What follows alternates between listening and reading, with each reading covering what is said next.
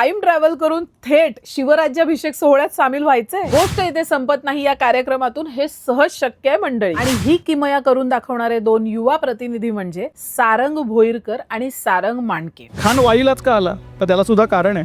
तिथून आधी 10 वर्ष खान हा वाई प्रांताचा सुभेदार होता. त्याला वाई प्रांत भौगोलिक दृष्ट्या प्रशासकीय दृष्ट्या माहिती होता. पार गावाच्या पुढे प्रतापगडाच्या दिशेने पार घाट नावाची एक जागा आहे. तिथून एक जुनी वाट प्रतापगडावर जायची. त्या पार घाटात पुढे स्वराज्याचे पंतप्रधान झालेले मोरोपंत पिंगळे आणि त्र्यंबक भास्कर यांना पायदळ देऊन ठेवलं, हे सांगून की तुम्ही दोघांनी हे बघायचं की इथून एकही माणूस प्रतापगडावर येता कामा नये. पाडव्याच्या शुभ मुहूर्तावर महाराष्ट्राचे आराध्य दैवत छत्रपती श्री शिवाजी महाराज यांना नमन करून आम्ही एक नवीन सिरीज सुरू करतोय ज्याचं नाव आहे नाटक जरा हटके.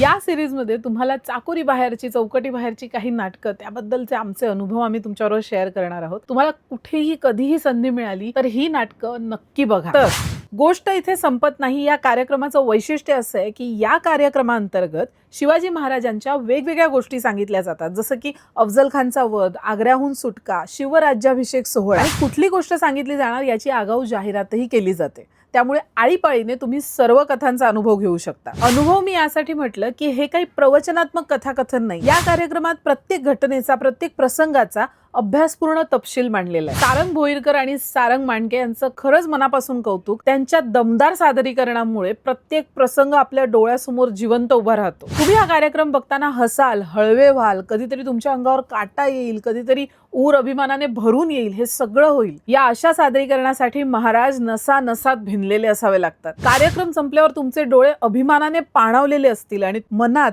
एकच विचार दौडत असेल, महाराज तुम्हाला मानाचा मुजरा, जय भवानी, जय शिवाजी. मी बघितला तो या कलाकृतीचा 216वा प्रयोग होता. मी आग्र्याहून सुटका ही कथा बघितली. मंडळी, या कलाकृतीचे कमीत कमी 1000 प्रयोग होणं अनिवार्य आहे. आणि एक गोष्ट विसरू नका, तुमच्या लहान मुलांना सोबत घेऊन जा या कार्यक्रमाला, जेणेकरून त्यांनाही इतिहास कळेल, त्यांनाही इतिहासाबद्दल जिज्ञासा निर्माण होईल आणि तेही स्वतःचा नवीन अभ्यास सुरू करतील. अशीच बरीच कारणं आहेत ज्यासाठी तुम्ही हा कार्यक्रम चुकवता कामा नये, कारण गोष्ट इथे संपत नाही. धन्यवाद.